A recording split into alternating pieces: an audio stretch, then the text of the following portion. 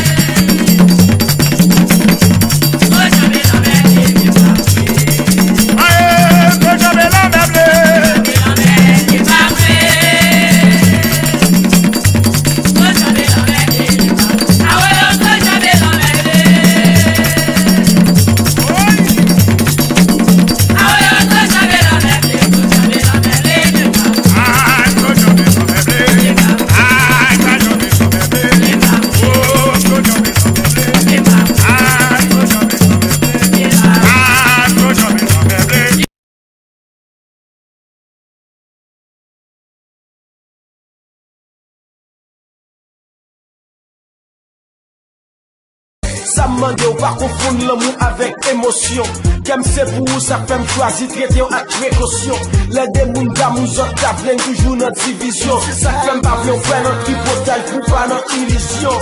Baby, trust me, trust, you are all my life. And I'm so proud, I got life, cause you still my wife. Je te promets me qu'il y même me crois pas j'oublier. C'est ça qui fait, on m'a dit ça, et on fait me croire pas j'aime quitter. Pour ma chaîne ensemble, pour faire ça tu me donnes. Les ou parlent désactiver, les ou parlent décontrôler. Mais friend baby, pour ma chaîne ensemble, pour faire ça tu me donnes.